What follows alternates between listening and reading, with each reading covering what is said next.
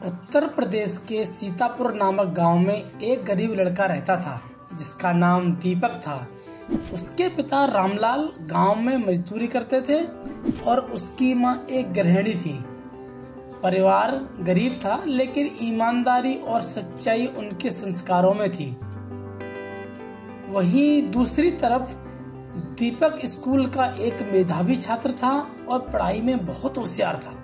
हालांकि उसके पास अच्छे कपड़े या किताबें नहीं थीं, लेकिन उसके अंदर सच्चाई और ईमानदारी की एक अनोखी रोशनी थी। एक दिन की बात है कि दीपक स्कूल से घर लौट रहा था। रास्ते में उसे एक सुनहरी चमकती चीज दिखी। जब वह उसके पास जाकर देखता है तो वह एक महंगी सोने की अंगूठी थी। वह कुछ देर सोचता रहा। यह अंगूठी बेचकर वह अपने लिए नई किताबें, कपड़े और शायद अपने माता पिता के लिए भी कुछ खरीद सकता था, लेकिन उसके मन ने उसे रोक लिया। वह खुद से बोला, यह मेरी चीज नहीं है। जिसे यह अंगूठी खोई होगी वह जरूर परेशान होगा। दीपक गांव के चौराहे पर गया और वहां खड़े लोगों से पूछा, क्या किसी की सोने की अंगूठी खो गई है? कुछ लोगों ने लालच में झूठ बोलने की कोशिश की, लेकिन दीपक को विश्वास नहीं हुआ। अचानक गांव के जमींदार ठाकुर प्रताप सिंह वहां आए और बोले, बेटा, मेरी सोने की अंगूठी कहीं गिर गई है, क्या तुम्हें मिली?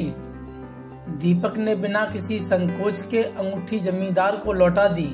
ठाकुर साहब बहुत खुश हुए और बोले, बेटा, इस ईमानदारी के लिए मैं तुम्हें इनाम दूंगा। लेकिन दीपक ने विनम्रता से कहा, साहब, मैंने जो किया वह मेरा कर्तव्य था, मुझे इसके बदले कुछ नहीं चाहिए। दीपक की ईमानदारी की चर्चा पूरे गांव में फैल गई। ठाकुर साहब बहुत प्रभावित हुए और उन्होंने दीपक की शिक्षा का पूरा खर्च उठाने का फैसला किया। दीपक ने अपनी मेहनत और ईमानदारी के बल पर पढ़ाई की और आगे चलकर IAS अधिकारी बन गया। जब वह एक दिन गांव लौटा तो वही गांव वाले जो कभी उसे छोटा बच्चा समझते थे, उसे गर्व से देख रहे थे।